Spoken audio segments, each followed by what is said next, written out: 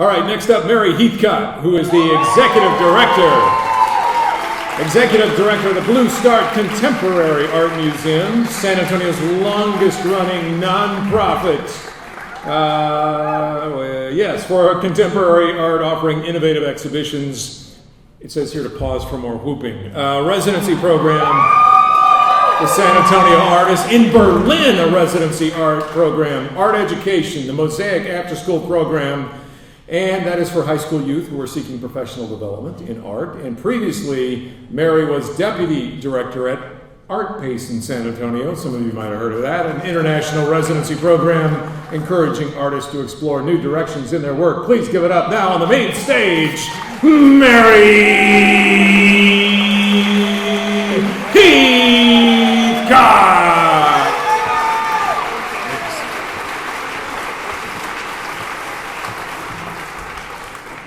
There's so many friendly faces in the audience. It's great to see you guys. Thank you. And away we go. Everything I know is thanks to contemporary art. This may be surprising to some because some think today's artwork is puzzling or abstract. I think this Bruce Nauman piece in the MCA Chicago collection, where I worked from 2000 to 2006, pretty much sums up art's intrinsic relationship to life. I've worked with contemporary art for close to 20 years, and I'm often faced with the challenge of trying to explain or translate, worse yet, defend, evaluate, and inspire support for what is at its best, challenging and thought-provoking, but can also seem downright ugly and subversive. Yes, it may seem difficult to find beauty or value in this piece, Fountain by Andrea Büttner. However, contemporary art has taught me so many lessons. I remain convinced that it really does offer something for everyone. Really, I come to contemporary art as kind of an outsider. While I've always loved history and the evolving visual representation of culture, my master's thesis for the University of Chicago centered on stereoscope photography in the 1893 World's Fair, a topic nearly irrelevant to work in the contemporary field.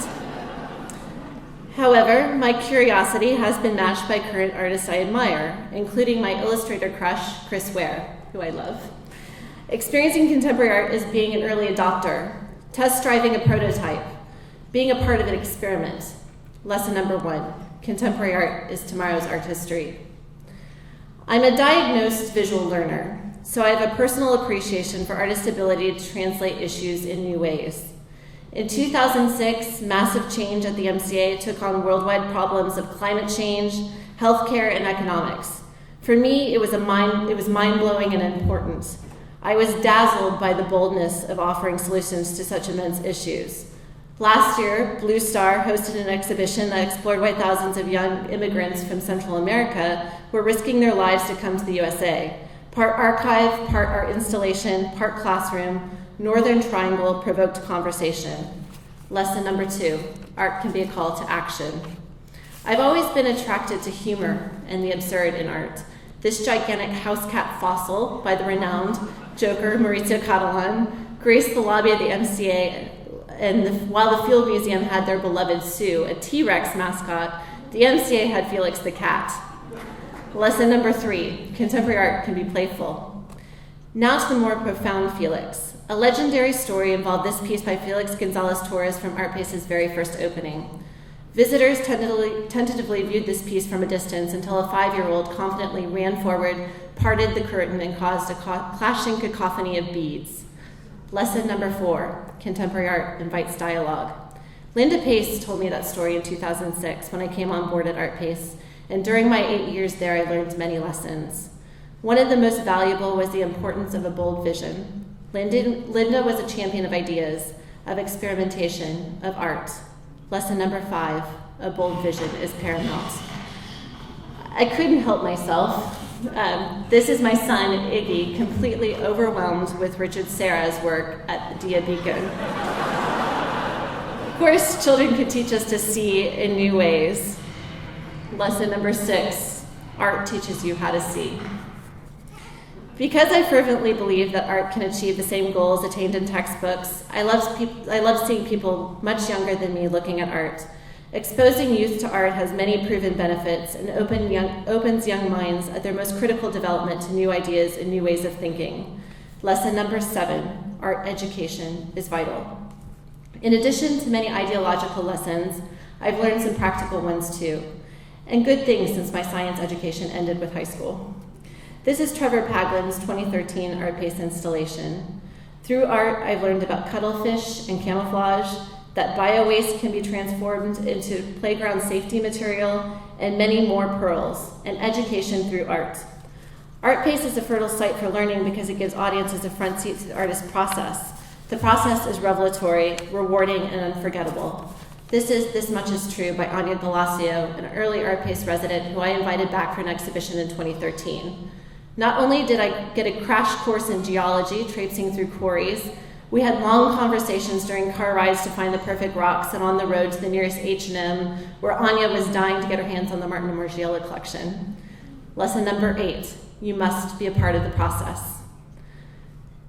This, next slide, is Kim Beck's project, One Way Trail, currently on view at the San Antonio Botanical Garden.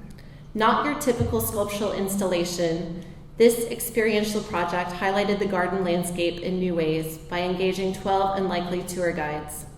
Lesson number 9, art isn't easy. When you're working with living artists to realize new projects, it's not without risk. Sometimes the idea is bigger than the budget, sometimes the materials are hazardous, sometimes the final composition doesn't have the intended effect. This is Kembra Fowler, who collaborated here with Art Pace resident Evie Day. This next slide is Kembra Fowler at Art Pace in 2013 during the Under the Big Top Gala. Her surprise musical performance as the voluptuous horror of Karen Black during the dessert course at the circus-themed benefit was controversial, to say the least. Not traditional dinner entertainment. Lesson number 10, art is not without risk. Not only is being a part of the artist process rewarding, I've been fortunate to work with the best professionals in the industry. This is most of my wonderful team at Blue Star, circa Fiesta 2015.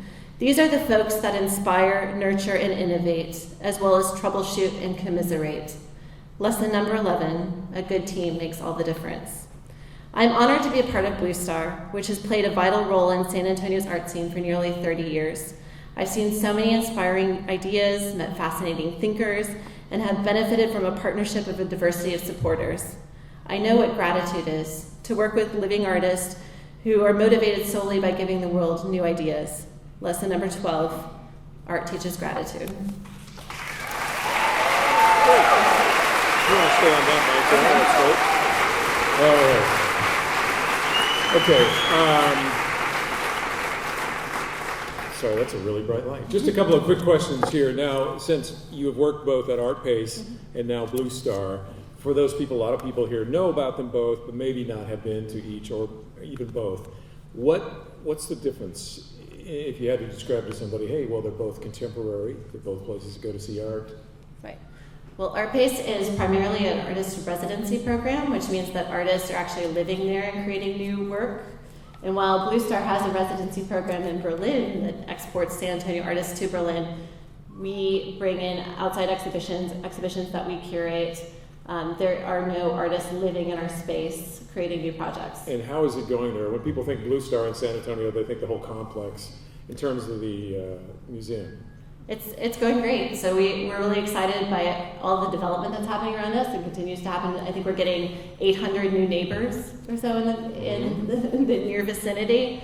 But we have an opening coming up on September 3rd. We've got 3 new exhibitions opening, a large show at the Drawing Center out of New York, Jeffrey Broska sculptor, and our mosaic students are putting together an exhibition called Zeno. And why Berlin? Is there some connection with... It's the mecca for contemporary art. I knew that. Of course I knew that. Okay. We've been very fortunate to have connection there. One of our board members, Angelica Jensen, helped us forge that connection. And why... there we go. And a last good question or two. Why the aura of Karen Black?